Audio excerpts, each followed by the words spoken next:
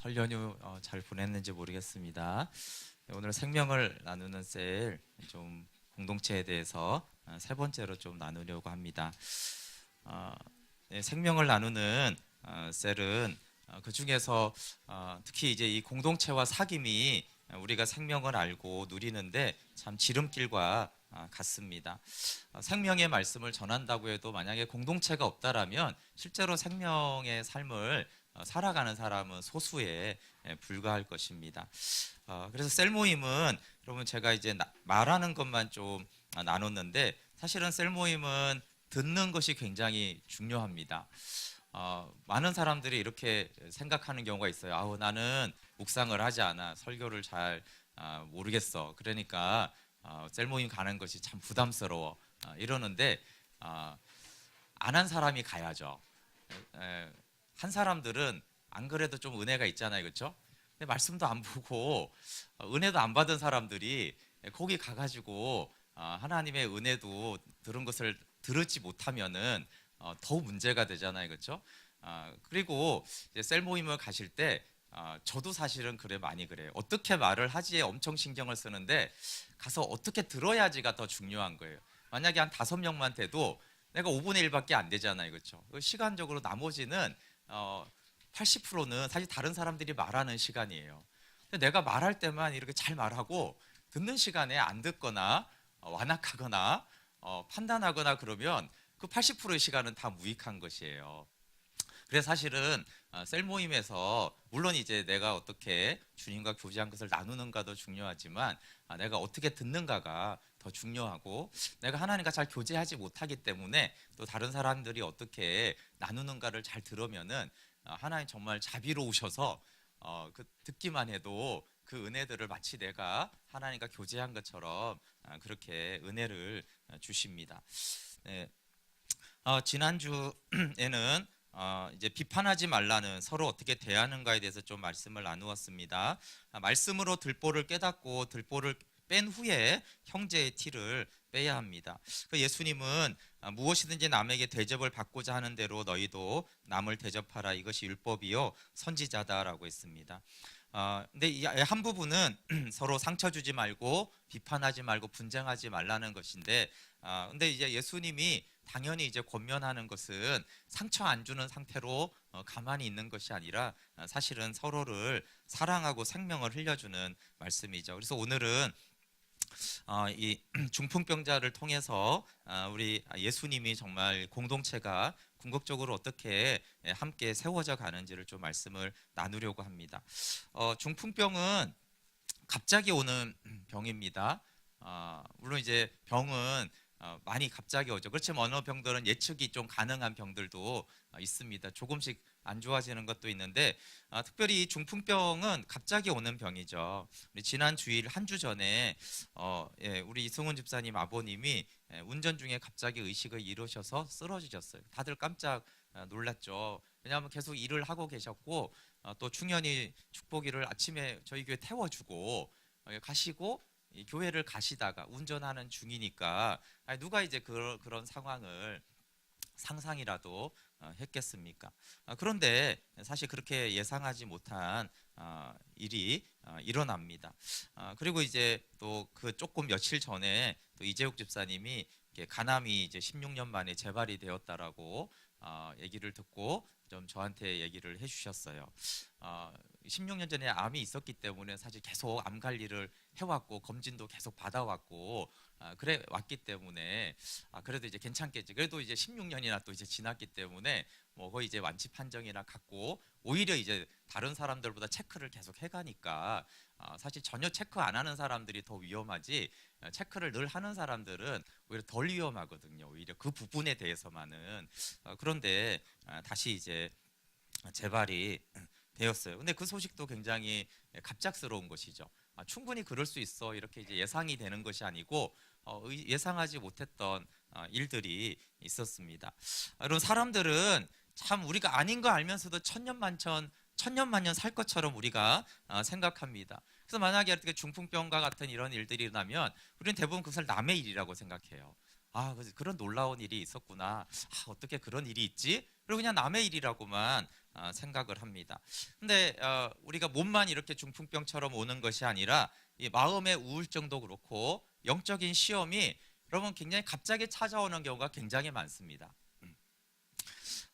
저도 제가 사역을 하다가 번아웃 되거나 시험에 들 거라고 생각하지를 않았어요. 근데 제가 이제 한 7년 전에 제가 어려움이 왔다고 그랬잖아요. 왜 그런 생각을 제가 안 했냐면 이런 설교를 제가 그 전에도 했기 때문에 그래요. 그리고 저는 내가 보고만 해서 영적인 중풍병이 안 걸리려고 굉장히 잘 하고 있다라고 생각을 했죠. 그래서 이제 예상을 하지 못했던 거예요. 예상을 하다가 어려움이 오면 사람이 조금 더 낫습니다. 그런데 내가 이 부분을 잘 이제 미리 알고 이런 것들이 있지. 그럴 때 더 많이 어렵습니다. 근데 여러분 건강에 대해서 건강 관리를 잘하면 건강할까요? 아니면 이렇게 좀 체질적으로 좀 건강한 분들이 있어요, 그렇죠? 타고나게. 체질적으로 건강한 사람들은 정말 계속 건강할까요? 예. 그럼 잘 들어보면 실제로 그렇지가 않습니다. 굉장히 건강 체질이어서 굉장히 부러운 분들이 갑자기 이렇게 아픈 경우들이나 돌아가시는 경우가 생각외로 굉장히 많아요. 네, 제가 그 횡천에 사촌 누나가 사모님인데 너무너무 부부가 좋으세요. 이 목사님이 너무 성격도 좋으시고 그다음에 정말 건강이 짱이세요.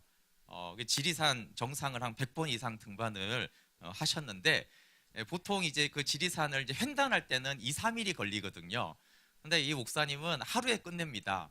새벽 4시에 출발을 해서 밤 10시에 나와요. 쉬지 않고 횡단을 해가지고 그래요. 그래서 굉장히 건강한 분이세요. 그래서 자기가 군대에서 수색대 출신이었는데 수색대가 막 산속 돌아다니는 거거든요. 그날 이후로 자기가 이제 산을 타기 시작했다고. 그래서 어디 결혼식에 가면 항상 등산복을 챙겨가세요.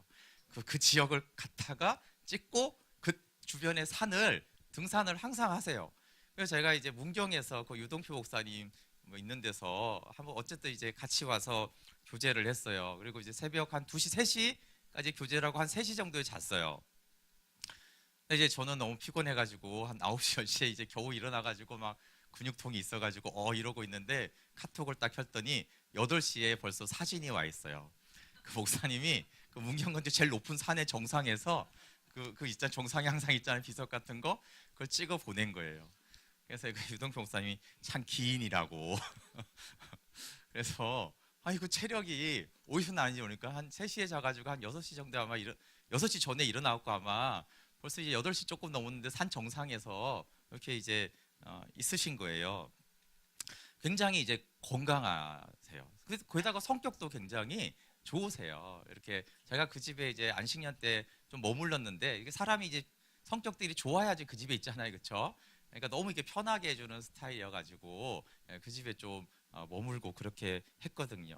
그런데 이 목사님 갑자기 협심증이 와가지고 작년에 이렇게 병원에 입원해서 다행히 진주에 있을 때 그렇게 됐어요. 이게 산에 있을 때나 이럴 때 그랬으면 큰일 나는데 진주에 어떤 일이 있을 때 가가지고 바로 병원에 가서 그렇긴 했는데 또 얼마 전에는 피가 이유를 모르게 3분의 1이 없어졌다라는 거예요. 그래서 너무 어지러워서 입원을 했다라고.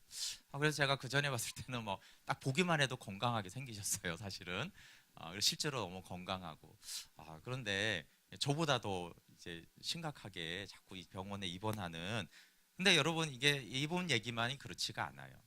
갑자기 이렇게 체질적으로 건강하고 너무 좋겠다 건강해서 이런 사람들이 쉽게 아픈 경우들이 너무 많습니다. 영적 중풍병도 갑자기 오고 영적 관리를 잘해도 여러분 이 영적인 시험에 덥니다. 아주 이게 뭐 오랫동안 베스트셀러였던 책이에요. 내면 질서의 내면 세계 질서와 영적 성장. 저도 이제 저걸 대학생 때 읽었던데 아주 그냥 핵심적인 내용은 뭐냐면 함몰 웅덩이 정상이 있는데 그것을 미리 방지해야 된다는 거예요. 밑에 이제 요즘에 아스팔트 구멍 뻥 뚫리는 거 그런 거 있죠. 그런 이제 현상들이 일어나다가 갑자기 비다가 어느 날 갑자기 가다가 팍 꺼지는 그 현상이 있다. 근데 이것이 이제 영적 생활과 우리 마음에 일어나기 때문에 이걸 이제 잘 질서를 잘 해야지 영적으로 성장한다라는 게 이 책의 요지예요. 이 고든 맥도날드라는 이 저자 목사님이 매우 유명하시고 아주 영적으로 이제 지도자로서 그렇게 훌륭하셨던 분이세요. 그런데 이 저자가 영적으로 무너져요. 본인에게 함몰웅둥이 정상이 생겨가지고 확 무너지죠. 그래서 한때 이제 많은 논란이 됐어요. 그래서 잘 회복은 하셨는데 이렇게 이런 내용을 써가지고 전 세계적으로 베스트셀러가 되고 이런 것들을 수많은 사람에게 가르치는데 정작 자기는 그 문제로 넘어지고 무너지고 이런 일들이 실제로 있는 것이에요. 그런데 생각해 보시면 여러분 엘리야도 그랬고요, 다윗도 그랬고 베드로도 그랬어요. 그들이 영성이 없고 무슨 지혜가 없어서 믿음이 없어서 그렇게 넘어지고 엘리야도 차라리 내가 죽는 게 낫다라고 그러고 다윗도 그렇게 범죄를 하고 베드로는 그렇게 저주를 하고 그랬을까요? 그렇지 않아요, 여러분. 인간이라는 존재는 언제든지 예상하지 못하게. 아니 베드로가 자기가 예수님을 저주할지를 어떻게 예상을 했었겠어요? 그렇게 하늘에서 불이 떨어지는 응답을 받은 엘리야가 그렇게 죽기를 구하는 자기가 고백을 할 거라고 엘리야 스스로가 생각을 했겠어요? 그렇지 않죠. 그리고 주변 사람들도 마찬가지예요. 야, 저런 다윗이라면, 저런 엘리야라면 다 넘어져도 저런 사람들은 절대 넘어지지 않을 사람이지. 그러니까 누구나 다 스스로도 남도 다 인정하는 그들이 성경 안에서도 너무나 무너지고 때로는 죽기를 구하고 하나님 정말 이걸 못하겠습니다. 정말 때려치고 싶습니다. 때로는 자기 자신을 환멸하는 일들이 많았어요. 그렇기 때문에 건강이든지 마음의 문제든지 영적인 것이든지 저거는 남의 일이지, 저는 중풍병은 남의 일이야, 이렇게 생각하는 것은 사실 굉장히 어리석은 거죠. 왜 그렇습니까? 언젠가이기 때문에 그래요. 죽기 전에 나에게도 중풍병과 이것이 마음이든 영적이든 몸이든 나에게 중풍병과 같은 일이 내가 죽기 전에 발생할 가능성은요 확률적으로도 엄청나게 높습니다. 그런데 우리는 그런 것을 항상 남의 일이라고만 생각을 해요. 근데 중풍병이 골치 아픈 것이 있습니다. 중풍병은 이제 마비가 오면서 방 안에만 있어야 되는 병이죠. 예수님에 대해서 스스로 들을 수도 없고 들었다고 해도 예수님을 찾아갈 수가 없는 것이 이 중풍병의 어려움이에요. 여러분 마음이나 영적인 것도 마찬가지인데 이 중풍병과 같은 유에 걸리면요 아무것도 스스로 할 수가 없어요. 사람들이 이렇게 말하잖아요, 그렇죠? 마음만 먹으면 다 할 수 있다. 군대 가면 하면 된다. 막 이런 거 복창시킵니다. 중풍병에 안 걸려봐서 그래요. 중풍병에 걸린 사람들은 하려고 해도 안 돼요. 마음 먹어도 안 됩니다. 마음을 먹을수록 더 병이 드는 것이 이 중풍병에 걸리는 특징이에요. 이 우울증에 걸린 사람에게 하면 된다라고 계속 하면요 더 우울증이 걸립니다. 하면 안 돼요. 그래서 그냥 하지 않아도 돼 이래야지, 안 해도 돼 이래야지, 하면 돼 이러면요 사람이 점점 더 죽어가요. 홀로 신앙이 참 위험합니다. 저는 성경에서 이 사랑하라는 말만 없으면은 성경 말씀 웬만큼 지킬 만하다고 생각을 합니다. 어떻게 생각하시는지 모르겠어요. 이 공동체는 사실은 굉장히 피곤한 일입니다. 제가 이 네 가지 기준으로 보면 담즙, 우울질인데요. 우울질이 더 많은데 담즙질도 우울질도 관계에 별로 관심이 없습니다. 그래서 이제 저에게는 이 공동체라는 게 굉장히 피곤한 일이에요. 그리고 이렇게 심리학 책들이나 상담책들이나 이런 또 것들을 쭉 보면은 굉장히 지혜가 있는데요. 뭐 이렇게 막 분류도 하고 저렇게 하고 그러는데 그런 상담과 심리학 책이 다루지 않는 게 있어요. 왜냐하면 이게 다 거의 진화론에 기반하기 때문에 인간이 부패하고 타락했다는 것을 전제하지 않고 자꾸 이런 걸 가르쳐요. 그래서 들어보면 굉장히 지혜롭다 이런 것도 있는데 결국은 한숨이 나오는 건 또 인간이 타락한 것을 전제로 이렇게 제시를 안 하는 거예요. 부정성이 없는 사람들이 딱 적용하면 굉장히 실제로 효과가 있는 방법이에요. 근데 인간이 타락했고 죄인이고 이기적이고 부정성이 있는데 그걸 알아도 그걸 실제로 이제 사용하고 적용하기가 너무 어려운 것이죠. 뭐 의식적으로 몇 번은 이렇게 할 수 있지만 그게 현실적으로 어렵습니다. 제가 이제 목회를 할 때도 아니 뭐 성령 사역하는 거든 말씀 사역하는 거든 가르치는 거든 이런 것보다 가장 어려운 것은 관계요 공동체예요. 그래서 제가 이제 관계를 되게 어려워하는 분들을 굉장히 잘 이해를 합니다. 그런데 저는 이제 그 공동체에서 그냥 이렇게 적당히 껴서만 사는 게 아니라 공동체를 세워가야 되는 게 저에게 매우 피곤한 일이에요. 저도 피곤한데 피곤한 일을 자꾸 이제 만들어가고 세워가야 되는 게 피곤한 거예요. 그렇지만 여러분, 이 사랑의 공동체는 우리가 좋아하든 싫어하든 함께 세워나가야 되는 것이 맞아요. 왜 그러냐면 첫 번째는 이게 하나님의 뜻이에요. 그리고 하나님이 삼위일체 하나님이라는 것이 매우 우리에게 피곤한 일입니다. 왜 하나님은 하나이실까요? 하필 그냥 하나님이 세 분이신데 각자 잘 사시더라 이렇게 됐으면 우리도 그냥 각자 잘 살면 되는 거예요. 근데 하나님이 삼위일체 하나님이시고 그리고 하나님의 형상대로 만들었다는 게 골치 아픈 거예요. 또 하나님은 뭐 삼위일체 하나님이지만 너희들은 그냥 각자 도생하도록 내가 만들었다. 우리 동물들은 그렇게 많이 살잖아요, 그렇죠? 그래서 동물들을 하나님의 형상대로 안 만들었기 때문에 동물들은요 이렇게 새끼 낳아놓고 이렇게 집 떠나고 짝짓기 하고 그냥 떠나요. 왜냐하면 각자 이게 살도록 했기 때문에 그 부담이 없어요. 동물들은 하나 되지 않는 것에 대한 스트레스가 전혀 없어요. 하나님 그걸 뭐라고 하지도 않아요. 왜냐하면 하나님의 형상대로 지었지 않았기 때문에 그냥 생명 활동을 하면 되는 것이거든요. 근데 이 사람은 하나님의 형상대로 지었기 때문에 그냥 먹고 살고 번식하고 이렇게 생명 활동만 하면 되는 것이 아니라 하나님의 형상에 맞게 이렇게 살아가야 되도록 디자인이 됐어요. 그리고 이제 두 번째는 우리의 문제예요. 우리 현실적인 삶과 신앙생활에 이 공동체가 피곤하지만 필수적이에요. 제가 그 1인 가구에 대해서 지난번에 잠깐 말했는데 1인 가구가 그냥 인간적으로 생각할 때 뭐 경제가 어떻고 인구 감소하고 이런 거 상관없이요. 딱 한 사람이 1인 가구로 살아갈 때 생활이 불편하냐 안 불편하냐라고 했을 때는 뭐 사람 나름이에요. 그런데 1인 가구에서 가장 위험한 것이 뭐냐면 경제 독립이 안 되고 복지가 없는 1인 가구는 재앙입니다. 그래서요 이렇게 가난한 나라들은요 1인 가구가 안 생기는 거예요. 어쨌거나 지기고 볶던 대가족을 자꾸 이루려고 해요. 근데 이제 어느 정도 부자에서 약간 1인 가구가 자꾸 생기는 거예요. 그런데도 여전히 보시면 우리나라에도 그렇고 이 1인 가구 빈곤층이 많은 거예요. 1인 가구인데 빈곤해요. 이게 큰일입니다. 이거는요 무조건 재앙이에요. 왜 그렇죠? 인간이 연약하잖아요. 홀로 신앙도 그렇습니다. 홀로 신앙이 근본적으로는 하나님을 풍성하게 아는 데 방해가 되는데 아주 우리에게 직접적인 건 뭐냐 하면요. 이런 몸과 마음이 아픈 이런 문제들이 우리가 중풍병에 걸릴 수 있는 존재라는 게 문제예요.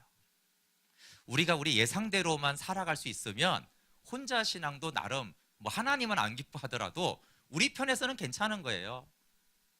근데 문제는 하나님이 또 우리가 이제 죄 가운데 있기 때문에 우리가 언제든지 중풍병에 걸려 넘어질 수가 있는 거예요. 그러면요 홀로 신앙생활이 재앙입니다. 혼자 신앙생활 나름 하다가 어느 날 중풍병에 확 걸려가지고 쓰러졌어요. 그게 건강이든 영적이든 마음이든 그럼 어떻게 되죠? 극빈층이 1인 가구와 똑같아요. 그 신앙의 회복이 너무 힘들죠. 하나님의 전적인 은혜가 아니라면 사실상 회복이 안 되는 것입니다. 그렇기 때문에 공동체가 필요한 거예요. 사실 이 국가에서도 이 공동체를 만들려고 많이 노력하는 이유가 저런 문제 때문에 그래요. 1인 가구들이 늘어나는데 이 국가가 공동체성이 점점 없어지면 어떻게 돼요? 좀 큰일 나는 문제가 나라적으로 생기는 것이고 이것이 가족 안에도 생기고 교회 안에도 그런 문제가 생기는 것입니다. 오늘 본문에는 이 중풍병자가 나옵니다. 갑자기 찾아온 중풍병은 재앙이죠. 그런데 그에게는 좀 다른 면이 있었는데 그에게는 믿음의 가족들이 있었다라는 거예요. 대부분의 중풍병자들에게는 홀로 싸움을 해야 되는데 이 사람에게는요 믿음으로 함께 해주는 믿음의 가족들이 있었어요. 그래서 예수님에 대해서 들려주고 야 예수님이 이런 분이야 이런 분을 행했어라고 알려주는 사람이 있었고 그 이 중풍병 걸린 환자의 그 아픔을 자기 아픔처럼 생각하는 사람들이 있었다라는 거예요. 여러분 왜 이런 친구들이 있었겠습니까? 두 가지입니다. 이런 친구들이 있는 이유는 두 가지. 첫 번째는 이 중풍병자가 건강할 때 공동체 속에서 신앙생활을 했기 때문에 그래요. 그리고 그가 중풍병에 걸린 사람들을 찾아가고 아픈 사람들을 위로하고 그렇게 해줬기 때문에 그런 거 교제를 했던 사람들이 그를 알기 때문에 그를 위해서 끝까지 함께 해주는 것이죠. 물론 두 번째 가능성도 있어요. 예수님의 사랑을 받고 아는 사람들, 조건 없이 할 만한 가치가 없지만 그럼에도 불구하고 함께 해주는 이 친구들이 대단했던지, 아니면 그 중풍병자가 워낙 건강할 때 잘 섬기고 사랑을 베푼 사람이었던지, 둘 중에 또 둘 다일 수도 있죠. 네. 네, 저희 교회에 최근에 이렇게 아픈 분들이 굉장히 많아요. 제가 이제 하나씩 이렇게 하면서 왜 이렇게 이런 일들이 일어날까라고 했다가 제가 좀 한 2주 전부터 이런 좀 생각이 들었어요. 우리 교회 이 아픈 분들이 많아진 것이 좀 부담이 되면서 이게 확률인가? 아니면 하나님이 우리 교회를 향한 하나님 뜻이 있는가? 뭐 우연일 수도 있겠죠, 그렇죠? 이게 뭐 항상 세상에는 우연이라는 것이 존재하니까. 근데 이제 자꾸 이렇게 부담이 되는 것은 좀 우연이 아닌 것 같은 거예요. 우연인가? 우연이 아닌 것 같아요. 2주 전부터 그래서 이걸 좀 한번 말씀을 전해야 될까 이런 생각이 있었어요. 근데 좀 더 기도해보고 정리를 좀 해봐야겠다라는 생각이 들었어요. 근데 제가 이제 그 부담으로 있을 때 그 짧은 기간에 이주옥 집사님 암이 재발됐다는 얘기가 있고, 또 이성훈 집사님 아버님이 이렇게 쓰러졌다는 얘기도 그 짧은 기간에도 또 있었던 것이에요. 네, 오늘 이제 설교하는 이유는 이게 우연이 아니고 하나님이 우리를 향한 뜻이 있다라는 생각이 들어서 그렇습니다. 아프신 분들 좀 언급하는 것이 좀 부담스러울 수 있지만 좀 좋은 마음으로 들어주시면 좋겠어요. 뭐 이전에도 우리 뭐 홍수경 집사님도 모야 병이 발병이 됐고, 오늘도 아까 두통이 있으시다고 잠깐 그러셨어요. 우리 유정 집사님은 잘 극복하셨지만 암이 있었고, 또 신경애 집사님은 우울증, 사실 우울증보다 골치 아프게 공황이 자꾸 생겨서 이게 사실 생명이 때로는 위험할 정도로 어려운 일입니다. 박민준 전사님 아버님도 위암 4기로 있으셨고, 또 우리가 잘 알듯이 이제 박선미 성도가 이제 위암 4기고, 우리 이지영 집사님은 이제 등록한 지 오래되는 않지만 어깨 통증이 정말 너무너무 심해가지고 계속 고통으로 이제 약을 먹어도 안 되고, 우리 선주자매도 허리가 아픈데 그냥 허리 아픈 게 아니라 이게 10분을 앉아 있을 수가 없어서 교회 이제 예배를 이제 못 오고 그러는 거예요. 교회 오면은 최근에 왔는데 오면 아프면 그냥 저희가 누워야겠다. 누워서 듣고 뭐 그러려면 이제 올 수 있지만 너무 이제 힘든 것이죠. 그리고 아까 이세욱 집사님 수술을 하셨고, 이승훈 집사님도 지난 주일에 쓰러지셨어요. 근데 이게 사실 좀 따로 사는 부모님이면 조금 충격이 덜할 텐데 한 집에서 살고 이제 이승훈 집사님 내가 선교를 했기 때문에 사실상 아버님이 이렇게 가게를 일하시면서 이렇게 했던 거기 때문에 비중이 굉장히 큰 역할을 아버님이 또 하셨습니다. 근데 그 외에도 이렇게 뭐 아프신 분들이 더 있잖아요, 그렇죠? 그리고 좀 더 이제 언급하기 어려운 거는, 건강은 우리가 좀 이렇게 말하기 쉬운데 마음이 어려운 사람들, 또 영적으로 시험 든 사람, 때로는 제가 이제 그 기도를 해줄 때, 중보기도 할 때 언급을 하는 게 좀 신뢰가 되는가 이런 생각이 들어서 어떨 때는 말을 못하는 경우가 있어요. 기도를 해주고 싶은데 사실 몸의 건강이야 이렇게 얘기하면 되는데, 또 마음이 상하거나 영적으로 시험 든 분들은 또 이게 말을 해서 기도를 해주는 것이 도와주는 건지 아픈 부분을 건드리는 것인지 그런 분들도 많이 있습니다. 우리 선미자매인 경우는 사실 좀 특별히 좀 하나님이 우리 교회 가운데 좀 말씀하시는 부분이라고 생각이 들어요. 우리 뭐 보군 형제가 와 있지만 우리 병원에서는 발병했을 때 약 생존이 한 1년 정도일 거다라고 했고, 이미 발병되지 몇 달이 이제 지났잖아요. 병원에서는 사실상 이렇게 치유가 될 거라고 말하는 게 아니라 그냥 연장을 조금 더 하는 방안을 그냥 말할 뿐이고, 항암을 3번 했는데도 별 효과가 없었습니다. 그런데 참 감사한 것은 우리 선미 자매를 찾아갈 때마다 늘 이렇게 감사와 소망 중에 기도하는 거예요. 때로는 어렵지만 그래도 늘 하나님 의지하고 오히려 사람들에게 소망을 주고 그렇게 병원에서도 정말 기쁘게 밝은 생활을 하는 자매로 이렇게 알려져 있는 것이 너무 감사해요. 그런데 하나님의 뜻이 우리가 이 중풍병자들을 예수님께 데려간 믿음의 친구들이 되기를 원하는가라는 묵상을 했고, 또 그게 묵상 본문에도 있었어요. 그 선미자매가 이제 아프면서부터 오랫동안 이 카톡 프로필에 이 카톡 프로필이에요.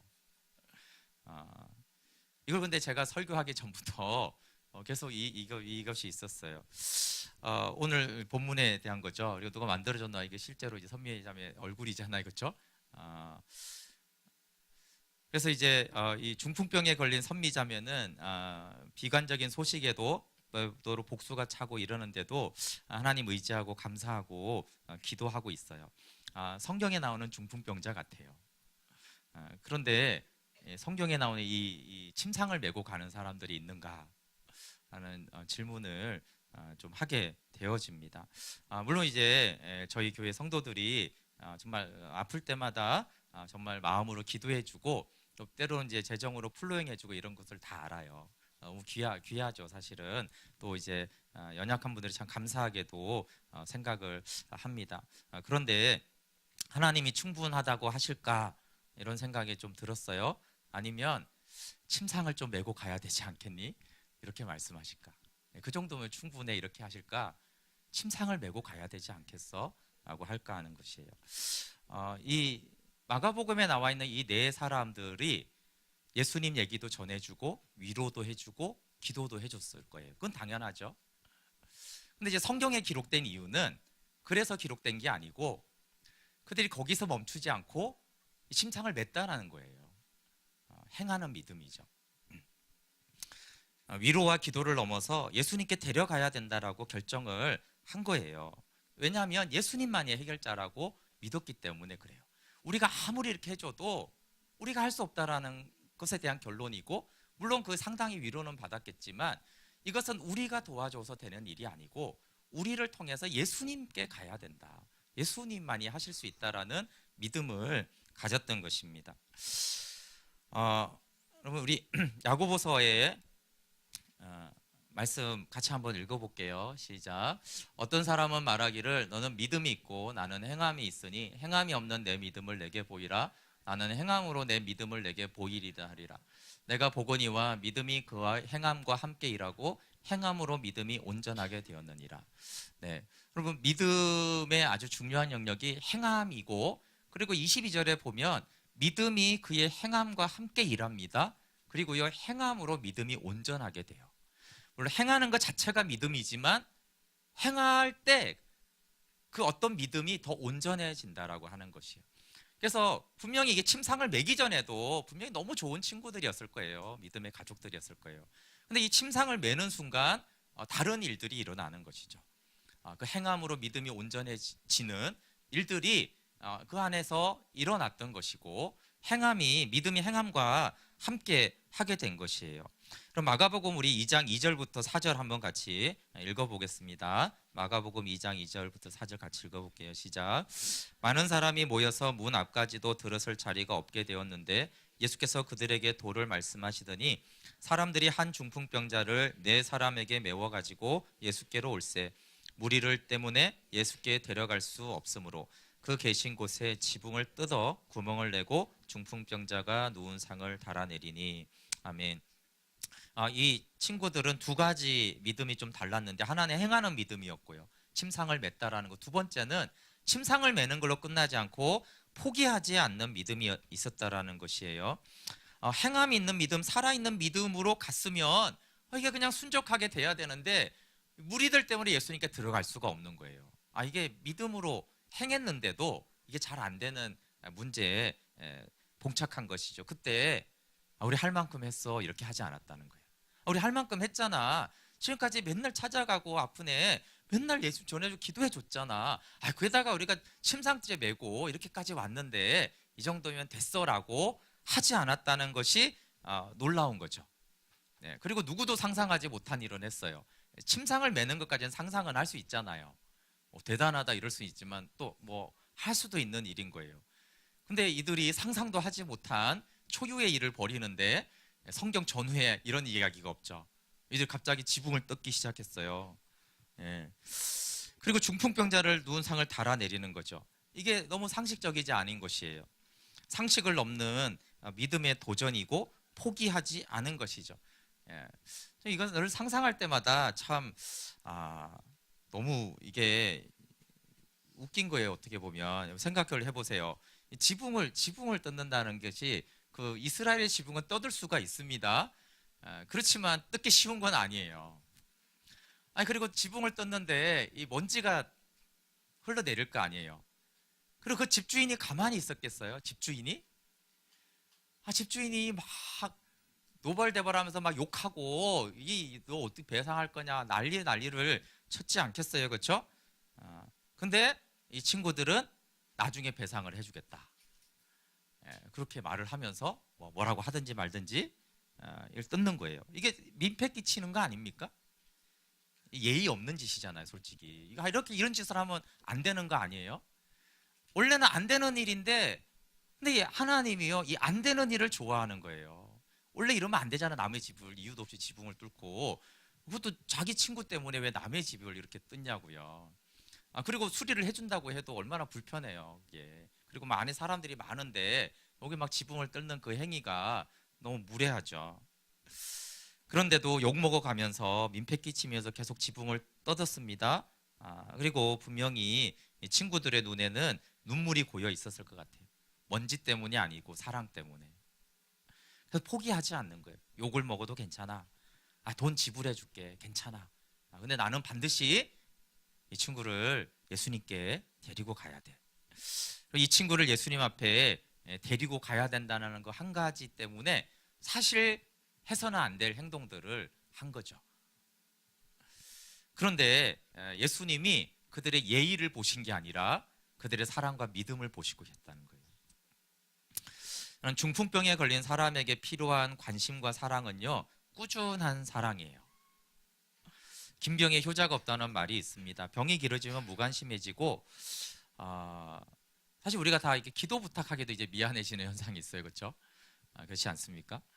그리고 어려운 일이 있으면 우리가 보통 어려운 일, 큰 일이 있으면 우리가 초기에 엄청난 관심을 가지다가 시간이 흐른 다음에 냉랭한 무관심이 있습니다. 여러분 잘 생각해 보시면 차라리 큰 일이 생겼을 때 관심을 가지지 마시고요. 꾸준히 끝까지 관심을 가져주는 것이 100배 더 낫습니다.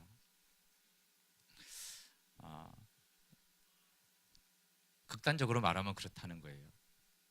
사람들이 초기에 이렇게 환난 당할 때 막 관심을 가져다가 자기는 계속 환난은 계속되는데 어느 날 아무도 관심도 없고 연락도 없고 오히려 힘들다는 얘기를 하기가 이제 미안해지는 그때가 사실은 절망의 순간이에요.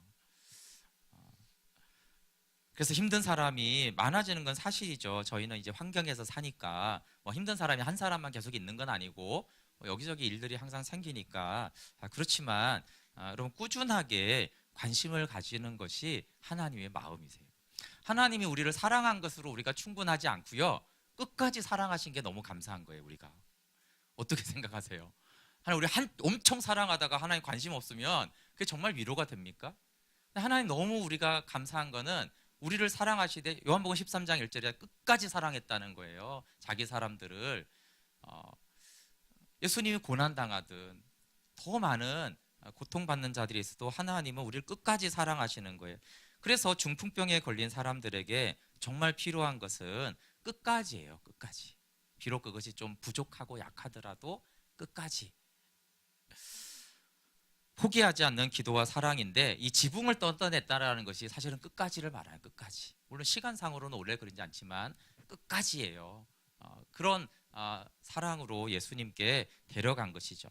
그래서 저는 이게 좀 과장하면 중풍병이 얼마나 힘들어. 근데 좀 과장하면 저는 이 중풍병에 걸린 사람은 치유되기 전에 이미 행복한 사람이겠다라는 생각이 들었어요. 이런 사람이 주변에 있다라는 것이 너무 놀라운 일이죠. 물론 중풍병은 현재는 고통스럽지만 적어도 제가 생각했어요. 내가 저럴 때 저렇게 해줄 사람들이 끝까지 내 옆에 있다면 사실 그게 굉장히 행복하지 않겠어요? 중풍병자는 죄 사함과 치유를 받아서 꼭 행복한 사람이 아니고 이미 행복한 것을 가지고 있었던 사람입니다. 그리고 예수님이 오직 주목한 것은 그들의 믿음이에요. 한참 동안 이걸 예수님이 봤겠죠. 그런데 예수님이 주목한 것은 중풍병도 아니고 쟤네들 예의가 없네 이런 것도 아니고 도대체 어떤 믿음이 있길래 저렇게 하는가를 계속 보셨죠. 그리고 이렇게 말씀하셨어요. 예수께서 그들의 믿음을 보시고 그들의 믿음을 보시고 중풍병자에게 이르시되 이렇게 말씀하고 있습니다. 예수님이 얼마나 기뻐하셨을지를 우리가 상상을 할 수가 있어요. 주인은 화내면서 욕을 하는데 예수님은 그걸 보고 너무 기쁜 거죠. 저렇게 기특한 것들이 있나? 어떻게 저렇게 믿음이 있지? 어떻게 저렇게 나에게 데려오려고 하지? 어떻게 저렇게 이미 중풍병에 걸리면 이 효용 가치가 없잖아요. 중풍병에 걸린 사람이 이후에 나한테 무슨 도움이 인생에 되겠어요? 원래 다 이익관계인데 이익관계가 없이도 저렇게 끝까지 예수님께 데려오는 사랑을 보고 예수님은 그것만 보시고 너무너무 기뻐하신 것입니다. 예수님이 말씀하는 것이 이게 사실 이런 것이 진짜 교회고 진짜 공동체의 모습이거든요. 우리를 향한 하나님의 뜻은 무엇이겠습니까? 중풍병에 걸리면 그만 외로이 고토하다가 서서히 죽어가는 시대입니다. 또 우리도 늘 그곳에 있을 수 있어요.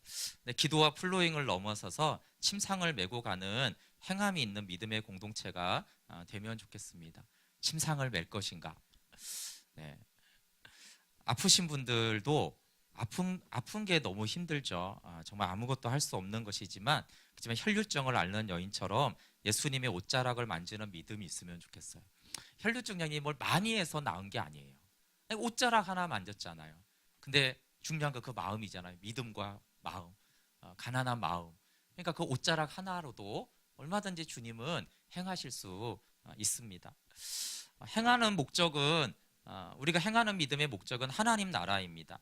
우리가 치유 기도한다고 하나님께 치유해 주셔야 한다라고 하나님께 주장하지 말았으면 좋겠어요. 우리는 어떤 것도 하나님께 요구하거나 주장할 자격은 없습니다. 병만이 아니라 물질이든 모든 것이 그래요. 마태복음 8장 2절에 한 나병 환자가 이렇게 말했죠. 절하면서 주여 원하시면 저를 깨끗하게 하실 수 있나이다. 이 기도가 우리가 드릴 수 있는 가장 좋은 기도입니다. 그럼 마태복음 5장 3절 한번 찾아보실래요? 여기 이 중풍병자의 옆에 있었던 믿음의 가족들은 마음이 가난하고 애통한 자였어요. 주장하는 자들이 아니고. 마태복음 5장 3절부터 7절 같이 읽어볼게요. 시작. 심령이 가난한 자는 복이 있나니 천국이 그들의 것이며 애통하는 자는 복이 있나니 그들이 위로를 받을 것이며 온유한 자는 복이 있나니 그들이 땅을 기업으로 받을 것이며 의에 줄이고 목마른 자는 복이 있나니 그들이 배부를 것이며 긍휼히 여기는 자는 복이 있나니 그들이 긍휼히 여김을 받을 것이며. 아멘. 요 사진을 보시면 마음이 가난해 보이지 않으세요? 애통해 보이죠. 이렇게 아기를 이렇게 업고 무릎을 꿇고 하나님께 기도하는, 기도할 상황이 안 된다는 거죠. 아기가 저렇게 있다라는 것은. 그리고 어떻게 아기가 없어도 무릎 꿇는 게 힘든데 저 애를 뒤에 업고 이렇게 무릎 꿇고, 저 율법의 행위가 아니라 하나님 앞에 그 마음을 쏟는 것이잖아요. 가난과 아픔이나 질병 이런 것들은 마음이 가난해지지 않는다라면 정말 아무 유익이 없는 것이에요. 환경과 마음이 일치되는 건 아니지만 하나님은 광야라는 환경을 통해서 마음이 가난해지기를 원하셨다라고 신명기에 말씀을 하셨어요. 그래서 만약에 우리가 경제적으로 가난해지거나 질병을 앓거나 파산을 했을 때 만약에 우리가 마음이 가난해지지 않는다라면 그럼 100% 재앙일 뿐이에요. 근데 하나님은 그 환경의 광야에서 만약에 마음이 가난해질 수만 있다면 그에게는 천국이 임할 기회라고 말씀하는 거예요. 근데 이게 이제 개인도 있지만 제가 이제 교회 공동체를 보면서 우리가 마음이 가난해져야 될 때인데 만약에 우리가 마음이 가난해지지 않는다면 이것이 무슨 유익이 있겠는가? 그저 아프고 슬픈 소식이고 뭐 그냥 안 좋은 거죠. 그것으로 그냥 끝날 문제인데, 근데 여기 심령이 가난한 자는 천국이 그들의 것이에요. 환경이 가난해져서 마음이 가난해 심령이 가난해진 자는 오히려 천국을 누리고 소유하게 된다라는 것이죠. 만약에 마음이 가난해졌다라면 그 사람의 환경적인 가난은 복인 것이죠. 그러면 이것들이 우리 직접적인 어려운 분이나 주변에 우리 교회가 이것이 복이 되려면 교회 전체가 가난한 마음, 애통하는 마음, 긍휼히 여기는 자가 되어야 합니다. 그렇다면 이 일들이 우리가 위로를 받고 긍휼히 여김을 받고 천국을 소유하게 될 것이에요. 바로 우리가 나그네 인생인 걸 알아요. 우리가 언젠가는 다 죽습니다. 그런데 예수님은 나그네 인생 그까짓 거 이렇게 하지 않으셨고요. 나그네 인생에 불과한 우리의 질고를 위해서 내가 채찍에 맞았다라고 말씀하셨어요.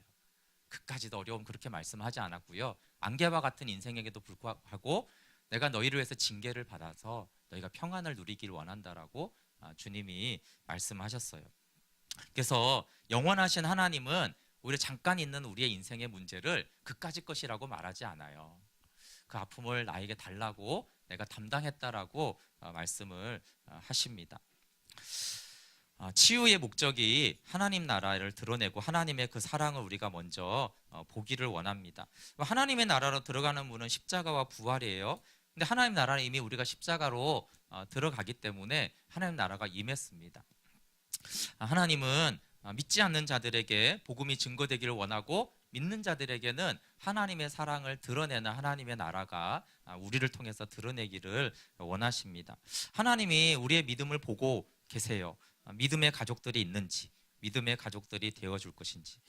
여기는 네팔에 있는 가지구룽이라는 우리 전도사님이죠. 신학은 다 했습니다. 제가 이 가지를 24살 때 만났습니다. 나이가 똑같아요. 제가 25살 때 가지가 이제 외국인 노동자로 와서 돈 벌려고 온 거예요. 돈 벌려고. 근데 네팔에서는 교회라는 걸 듣도 보도 전 적이 없는데 힌두교 문화권에서 이제 예수님을 믿고 만나고 고민이 생겼어요. 이제는 돈이 아니고 내가 네팔에 가서 복음을 전하고 싶다. 그런데 이제 상황이 하여튼 그래서 아무도 도와주는 사람이 없는 거예요.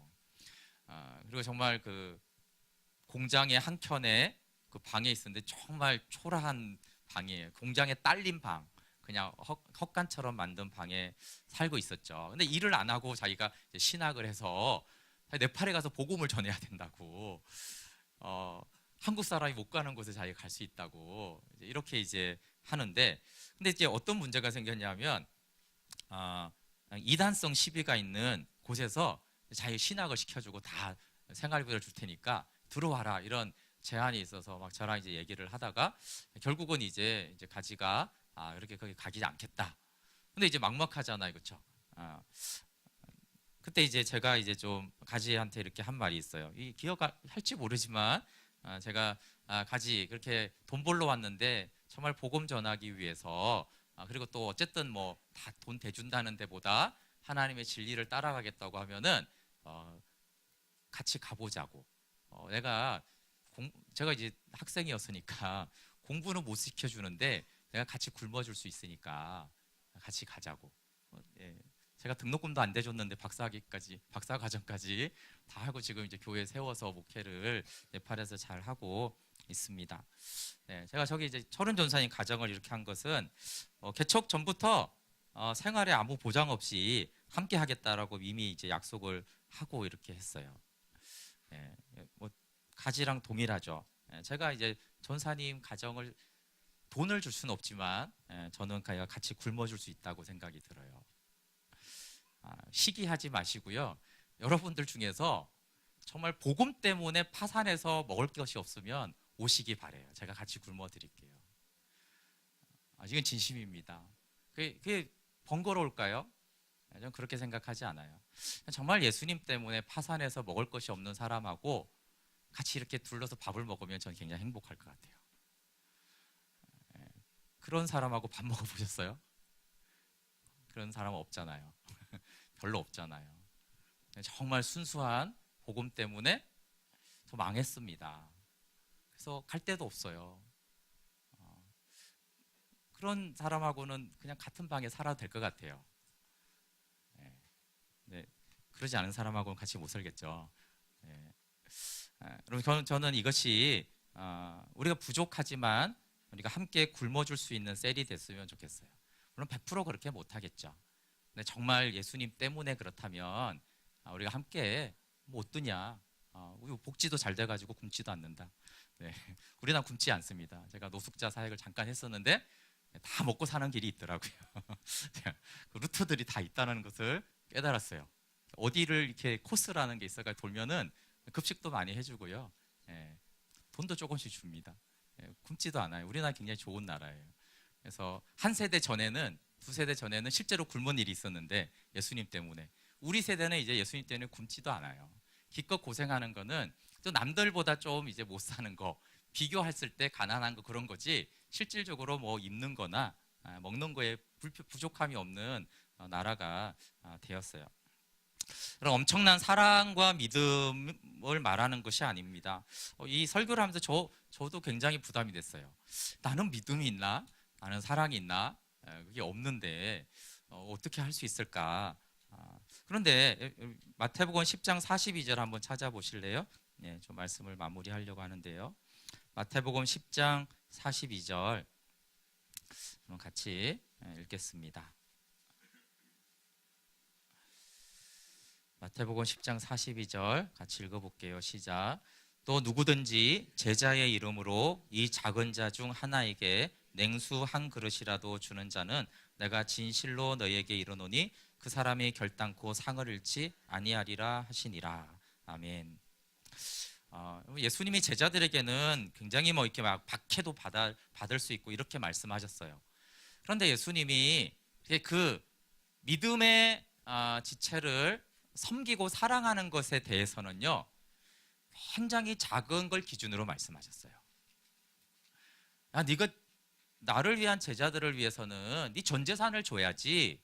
그럼 내가 이렇게 말씀하지 않았고요. 네가 예수님의 제자에게 제자의 이름으로 냉수 한 그릇이라도 준다라면 내가 진실로 상을 결단코 잃지 않을 것이다. 예, 여러분 이 믿음의 사랑에 대해서 예수님이 그렇게 기준이 높지 않으세요. 그런데 중심을 보시는 거죠. 누구의 이름으로? 그 마음을 보시고, 만약에 네가 정말 나로 인한 믿음과 사랑으로 냉수 한 그릇만 준다면 하나님이 상이 있다는 게 무슨 뜻이겠어요? 내가 기뻐 받으시겠다라는 것이고 내가 응답하겠다라는 뜻이잖아요. 네, 제가 이렇게 말씀을 나누는 거는 여러분 막 이렇게 뭐 우리가 막 엄청난 뭐 모든 직업을 폐하고 우리가 같이 기도하고 그러자는 게 얘기하는 것이 아니에요. 다만 우리에게 그런 말과 혀로만 하지 말고 진실함과 행함으로 기도하는 것은 하나님의 뜻이라고 생각이 들어요. 중요한 건 침상을 들 것인가 안 들 것인가, 지붕을 뜯을 것인가 안 뜯을 것인가. 그래서 저희 수요일에 원래 8시부터 10시까지 중보기도 모임이 있고, 또 금요일날 한밤의 기도회가 9시부터 11시까지 있는데, 좀 이 두 기도회를 당분간은 좀 우리 어려운 지체들 또 한우들을 위해서 좀 기도를 했으면 해요. 다른 이제 좀 기도 제목을 좀 내려놓고 2시간 내내 오지 않아도 괜찮아요. 5분이라도 저는 괜찮다고 생각해요. 뭐 퇴근하시다가 잠깐 들러서 기도하고 가더라도 그냥 마음으로만이 아니라 몸이 저는 침상을 드는 거 몸이 움직이는 거잖아요, 그렇죠? 그리고 몸이 움직일 때 믿음이 있고 하나님께 드리는 그 마음이 있는 것입니다. 뭐 정말 이 시간이 너무 안 맞아서 그런 분도 있을 수 있어요. 그러면 밤 9시든지 10시든지 시간을 정해놓고 좀 기도하면 좋겠어요. 퇴근하는 길에 내가 10분은 기도를 하겠다. 정말 그 시간에는 뭐 다른 거 하고 뭐 듣고 그러지 말고 그 시간에 오히려 찬양 이렇게 귀에 꽂고 뭐 전철 타고 뭐 다 어때요? 눈 감고 그냥 혼자 이렇게 기도하면 되잖아요, 그렇죠? 중요한 것은 내가 내 몸을 그렇게 들여서 내가 침상을 메고 갑니다, 주님. 제가 할 수 있는 건 냉수 한 그릇밖에 없어요, 주님. 제가 무슨 믿음이 있고 무슨 어떤 대단한 능력이 있어서 하겠습니까? 이 작은 냉수 한 그릇을 하나님의 지체를 향해서 섬기기를 원합니다. 주님이 이걸 받으신다라면 주님은 능히 그 일들을 하실 수 있습니다라고 그런 믿음과 사랑으로, 그리고 중요한 것은 좀 끝까지 하면 좋겠어요. 뭐 일주일하고 뭐 열흘하고 이런 것이 아니라 작아도 괜찮아요. 차라리 1분을 하더라도 1년 내내 기도하는 것이 더 낫습니다. 하루 종일 금식 기도하고 그다음에 싹 잊어버리고 하는 것보다는 내가 1분을 하더라도 내가 하나님 끝까지 내가 지체를 해서 함께 하겠습니다. 아까 혈루증에 그냥 그 순간이에요, 여러분. 하나님이 뭐 물리적인 양을 보는 것이 아닙니다. 그 마음이 진실하고 사랑이 있고 주님 제가 침상을 매겠습니다라는 그것을, 그 믿음을 주님 보세요. 근데 이제 제가 환자들을 중심으로 얘기했지만 여러분 교회 잘 안 보이는 성도들 마음이 연약하면 똑같아요, 여러분. 엄청난 사랑 안 하셔도 돼요. 작은 냉수 한 그릇이면 돼요. 가끔 기도하고 가끔 그냥 잘 안 보이네요, 좀 어떻게 지내세요, 카톡 하나 보내면 돼요. 언제까지요? 네. 주님 앞에 나올 때까지. 뭐 10년이고 40년이고 내가 가끔씩이라도 안부 묻고 기도하고 있어요라고 하고 보고 싶어요, 이렇게 그렇게 하면 돼요. 그럼 하나님 그 냉수 한 그릇과 같은 보잘것없는 것이지만 그 마음과 기도를 들으시고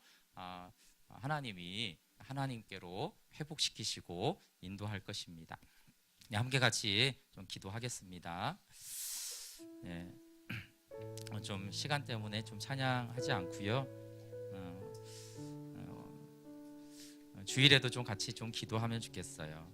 그럼 우리는 사실 드릴 게 없습니다. 예수님이 냉수 한 그릇이라고 말한 것은 그것이 우리의 현실이기 때문에 그런 것 같아요. 어떻게 보면 나 하나 살기도 힘들고